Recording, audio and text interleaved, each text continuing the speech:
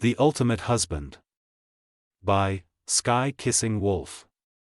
Episode 106. Daryl was not in the mood. He replied curtly, "I'm at the city hospital, come and find me." "All right, I'll be there shortly," the caller laughed before hanging up. Richard, on the floor, spit blood out and glared at Daryl loathsomely. "I dare you to stay here." He then pointed to Shelley and said, You brought him here on purpose, didn't you? Don't even think about being a director." At that, he took his phone out, trying to dial a number. "Calling for backup?" "Sure, I'll be here waiting." Daryl laughed coldly. Shelley, on the other hand, was anxious. She approached Daryl and said softly, "Daryl, you better leave. Richard's the chief of staff, he has important people as his backup. He knows many rich and powerful people." Shelley was worried about how Daryl might not be able to leave the hospital in peace, as well as her own career here. "Don't worry, I will handle it," replied Daryl. "Handle?" Shelley was slightly dumbfounded. During Jackson's wedding, Shelley could see that Daryl does not have a good relationship with his family. Also, he has no standing at the Lindens. Richard was about to dial when footsteps were heard outside of the office. "Is Mr. Darby here?" A well-dressed middle-aged man walked in slowly, followed by two bodyguards. The man, though with a friendly face, has a frightening aura. The man is called Zachariah Wright. 3 years ago, he was the commander of the Donghai military region. After he retired, he founded Hydrahill Group, the most successful forestry company in Donghai City. Most of the company's earnings were donated to charity, planting loads of trees. They have an exceptional reputation. Zachariah spent half of his life dedicating to protecting Donghai City. He has a very prestigious standing. Although Richard is chief of staff, he has no authority to kick any patients out of the hospital, yet with just one word from Zachariah Wright, Daryl's father could be thrown out. Richard put his phone down, as if holding on to his only hope, and pleaded, "President Wright, you came at the right time. I was just about to call you. You have to help me." Shelley looked down in remorse. Now she's done for. The powerful people are here. She's sure she won't be able to continue working here anymore. No one would have guessed that Zachariah ignored Richard. He approached Daryl and asked, "Mr. Darby?" "That's me," replied Daryl. He did not bother to stand up. Seeing that Daryl remained seated, Richard reprimanded. "Bastard, show him some respect." "Daryl, please stand up," pleaded Shelley. She was extremely nervous. Zachariah walked up to Daryl politely and asked, "Mr. Darby, I have prepared everything. Did you bring the item?" "Yes, it's here with me," replied Daryl. He then pointed to Richard and said, "Let's settle this first, then we'll discuss the rest." "Sure," replied Zachariah immediately. Zachariah stared at Richard coldly, and asked, "Richard, what's the matter?" Richard, realizing that something was off, was struck dumb. What's happening? How does this guy know President Wright? Also, why is President Wright so polite with him? Impossible. Even Drake Darby, who came by the other day, had to bow down to President Wright. What Richard did not know is that this is the first time Daryl and Zachariah have met. However, for the godly pill, Zachariah is willing to do anything. Even kneel. After all, to be able to level up to a higher cultivator realm, it's a dream that most cultivators can only dream of. Shelley was completely stunned by their interaction as well. Daryl laughed. "It seems Chief Stone is too embarrassed to say. Director Sullivan, why don't you tell us what happened?" Shelley trembled, lowered her head, and related what happened. When she finished, she blushed in embarrassment. "Richard Stone. I promoted you to Chief of Staff, is this how you should act?" Zachariah reprimanded. Then he kicked Richard in the stomach. Episode 107. Thud. Richard slammed against the office desk, then fell to the floor. He dare not shout in pain but looked at Zachariah with fear in his eyes. He said, "President Wright, Richard, you shut the hell up. He had expected more from you, yet you let me down greatly. You're fired as the Chief of Staff." Zachariah rebuked. President. Richard quivered, yet he could not move. Zachariah looked at Shelley and said, as a doctor, the patient always comes first. You did the right thing. From now onwards, you're the chief of staff. What? Shelley trembled, her legs felt like jelly. She was expecting the worst possible outcome, yet she did not foresee that the circumstances would turn around so quickly. Suddenly, not only did she not lose her job, she got promoted. She could barely react to the news. Zachariah turned towards Darryl, smiled politely, and asked, I've settled the issue. Mr. Darby, are you satisfied? Darryl nodded and laughed. President Wright, you are astute and just. You handled it perfectly. Though they only just met, Darryl admired Zachariah's way of handling matters. He likes him even more now. Zachariah laughed. He scanned the surroundings and said, Here is not a good place to discuss matters. Why not Mr. Darby come over to my place? Darryl agreed. They stood up and walked out. Though his father is still in the patient ward, his mother is there to take care of him. Furthermore, Shelley is now the chief of staff, he would not have to worry. Shelley was stunned by what just happened. She is in total awe of Darryl's abilities that she would even kneel to him. The western suburbs of Donghai City, a 5A rated scenic area. A 3-story high ancient-styled Chinese tower was erected by the lake. This may not be by the sea, but the view is astounding. The tower belongs to Zachariah, his place of residence. Upon Zachariah's invitation, Darryl entered. In the huge hall on the 3rd floor, Darryl sat on the sofa and retrieved a godly pill from his pocket. He placed it on the table. Zachariah's eyes gleamed. He took the pill in his hands and examined it closely. This is the godly pill, he asked. Correct. Brandon consumed it, that's why he managed to break through, replied Darryl with a smile. When I heard the news from Brandon, I couldn't believe it. How could such a young person like you produce such a magical godly pill? It seems that you, brother Darryl, are no ordinary person, exclaimed Zachariah / At that, Zachariah signaled his assistant to wire the money to Darryl, and said sentimentally, sigh.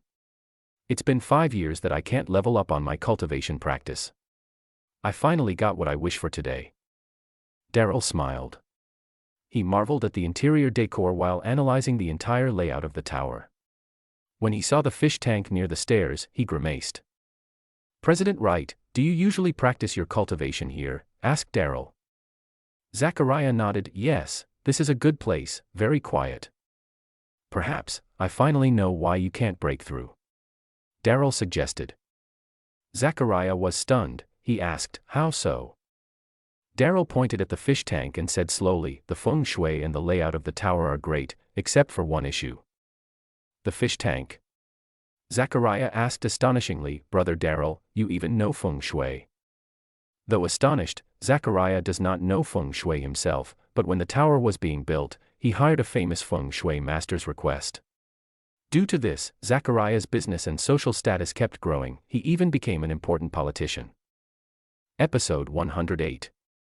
Darryl, realizing Zachariah's doubt, smiled gently and replied, I know some, but if I'm not mistaken, the entire layout has been done by a feng shui master.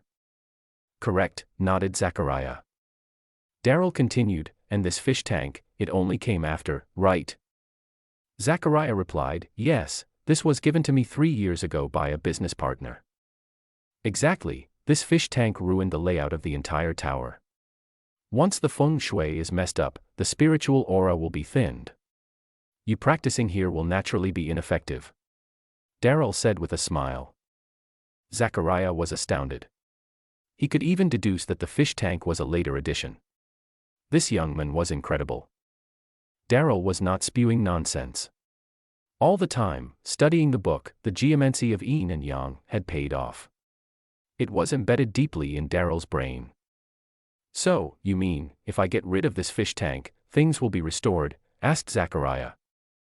Darryl nodded, yes, once you've rid of the fish tank, try cultivating again, and see if it's much better than before. Zachariah immediately ordered his men to take the fish tank away. Then he crossed his legs and started meditating. He tried using his real energy. Just like what Darryl said, it worked. That's great. I used to think that the problems was me, but, thanks to you, you could point out the key issue. Zachariah praised Darryl. He walked to the room next door and came back with a manual. He handed the manual to Daryl and said, "Brother Daryl, it is my absolute honor to have known you. Please accept this manual as a thank you gift. I stumbled upon it a few years ago." At the same time, Daryl's phone beeped. He saw that the money had been wired through. He accepted the manual from Zachariah and replied, "It's my pleasure as well. Unfortunately, I have other matters to attend to, so I'll have to move." Noon. The weather was hot. Young people in the city were discussing where to cool down. Many women were taking photos of Daryl's car as he passed by. Darby Mansion. Daryl stopped the car, walked briskly towards the mansion. The Darbys are having a gathering today. The atmosphere was festive and rowdy but immediately died down when Daryl entered. "Bastard. How dare you come back? Your dad clearly did not bring you up well," someone in the mansion shouted. Yumi slammed her chopsticks down, walked towards Daryl, and yelled, "Daryl, you filthy animal, how could you do such a degrading thing? The Darbys do not welcome you. Leave.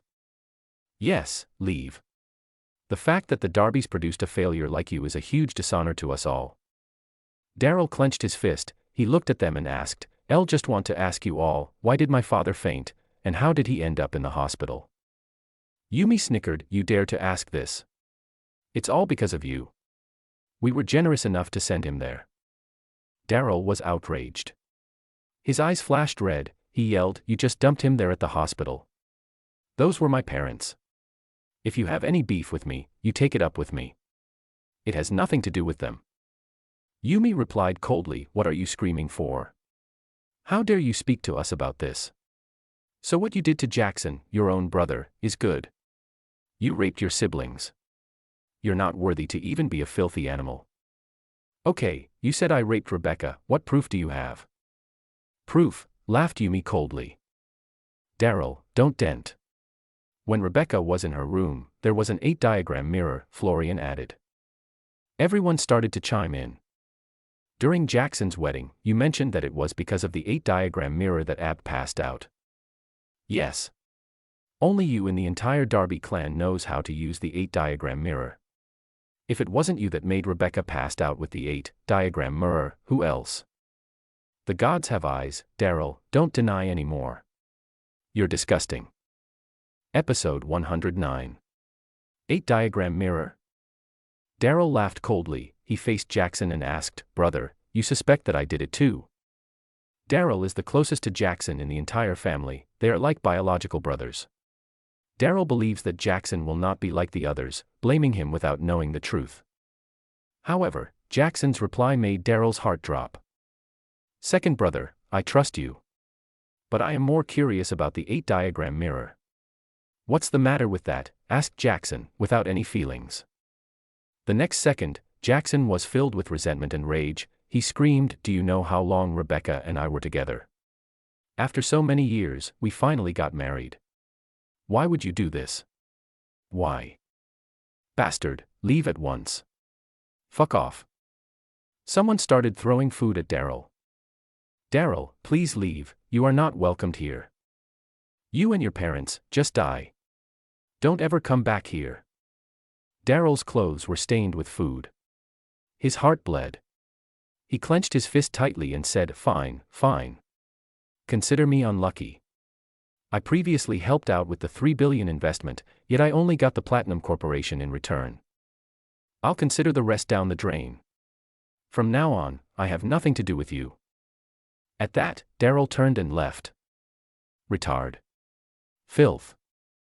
He still has the face to draw the line. Don't use the Darby's name to cheat others. Darby's name.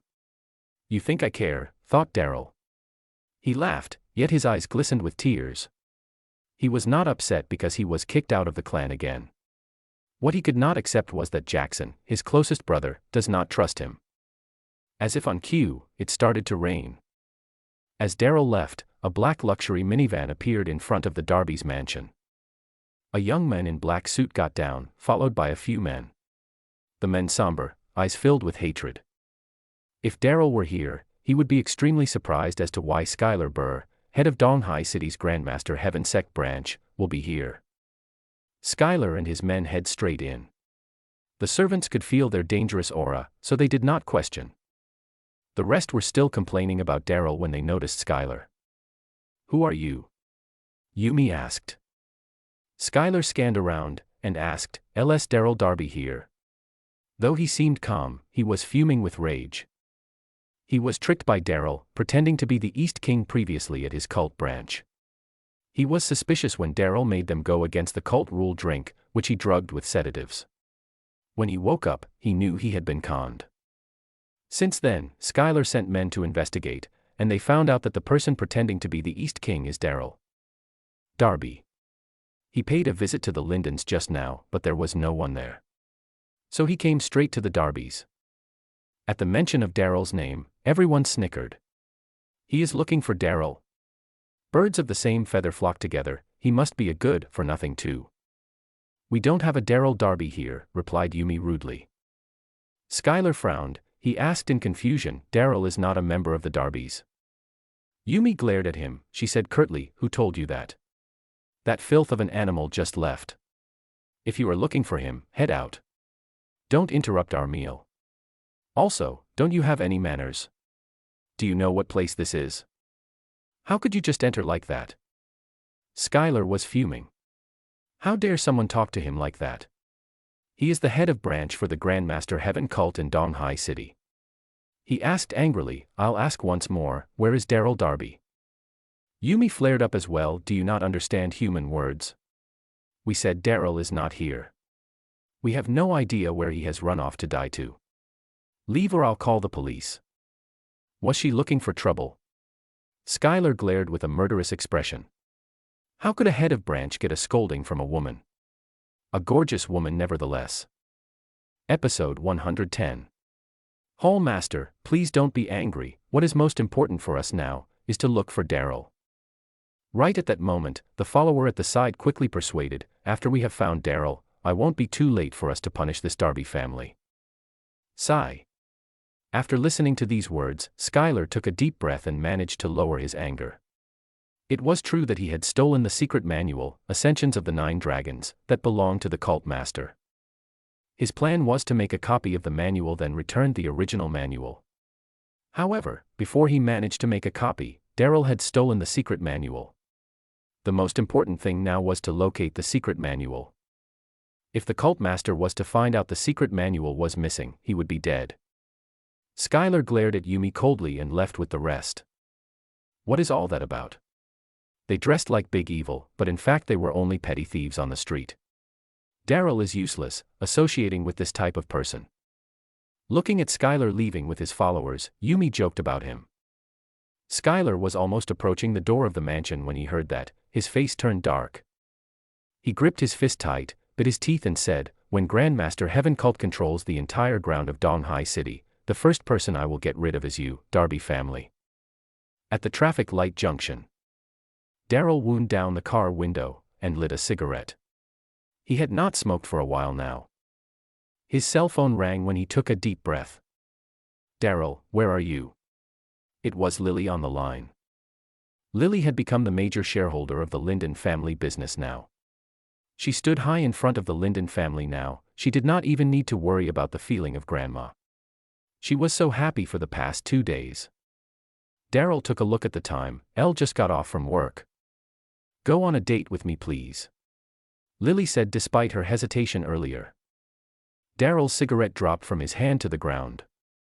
After 3 years of marriage, that was the first time that Lily was asking him out. She used to say she felt shameful going out with him. "Sure." Daryl nodded.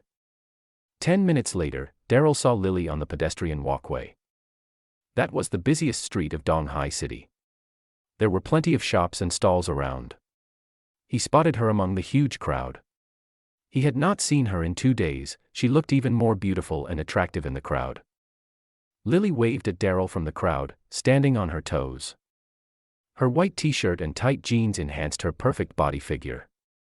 Quite a number of men turned to look at her. Having such an attractive wife, all men would be laughing in their dreams. Most importantly, there was another beautiful lady beside Lily, Jade. She was in a short dress, displaying her long legs. Both of them were beautiful and attractive in their own ways. Upon seeing Daryl, Jade started to worry. "Honey, I am here." Walking past the crowd, Daryl said in a smile. If it was before, Lily would have been worried if he called her that. Now, she was just laughing and handed him her handbag. "Dear, you are responsible for carrying my handbag today." "Great," Daryl replied with a happy smile. He turned to Jade, "I can help to hold yours too." Some time ago, Jade used to instruct Daryl on chores, washed the pants, did the laundry, those were part of them. To have Daryl to help to carry her bag now, she would not dare to do so. She bit her lips, and still handed over her handbag, and said silently, thank you, Father." Daryl did not say a word. The three of them were chatting while walking. They stopped in front of a fashion boutique. The mannequins in the boutique were displaying a long dress. Daryl peeped at the price tag. "Is $38,000 please?" "Go ahead and try it if you like it," said Daryl in a smile. Lily smiled looking at him. "Are you going to buy it for me? Is your salary sufficient to buy?" Until then, Lily still believed that Daryl was just working for someone. Daryl nodded, and turned to the sales assistant. "Hi, please take this down and let my wife try on it." The sales assistant was a young lady in her 20s. She walked over and took a glance at Daryl. Seeing that he was only wearing normal clothes, her face turned black. "Sorry mister, you can't try it if you aren't buying it." She looked at Lily while she spoke, then she figured that Daryl was trying to impress Lily, hence pretended he was rich. She felt they would never buy the dress even if she had tried it on. A poor disgusting man, she thought. Not only was he wearing very cheap clothes, it even had stains of egg yolk and vegetables. It was so disgusting. "Can't try if not buying." Daryl smiled. What logic was that? How to buy it if Lily did not give it a try? Lily felt embarrassed. It was obvious, the sales assistant looked down on them. To be honest, that dress did look great. $38,000, even though she was just made the shareholder in the Linden family business, all the money of the Linden family was trapped in the business. She really could not afford that dress. "Daryl, let's go," Lily said silently. Seeing that his wife wanted to leave, Daryl nodded. There were beautiful dresses everywhere, they did not need to buy just that one. They were just about to leave when they heard a female voice from behind. "Sales assistant, take down the dress, I want to try it on." A well-dressed, rich-looking lady was pointing at the dress Lily set her eyes on earlier. Beside the rich-looking lady was a man. The man was wearing a gold chain and gold rings, such a dazzling look. Really? Such thick gold necklace, would he not worry it may break his spine? "Yes sure, please wait for a moment." The sales assistant snatched the dress from Lily's hands. He was just too lazy to dwell further with the sales assistant. After 3 years of marriage, that was the first time he was on a date with his wife. He did not want to spoil the mood. Since his wife wanted to shop for dresses, they could go elsewhere. That was a high-class boutique, even though the price was rather steep, the dresses looked good. They could go shop somewhere else. Daryl gave it thought and turned to Alave. He did not expect the sales assistant to speak further. Nowadays, everyone is trying to pretend to be rich. Can't afford the dress, but still wanted to try it on. Perhaps she will then take some pictures to post on social media. At the end, he will not be buying the dress. What kind of people are these? The sales assistant spoke rather loudly. Customers and shop owners from nearby all looked over them, started pointing at them. "You are just a sales assistant, but feeling so proud already." Daryl could not hold it anymore and said, For more episode, don't forget to subscribe.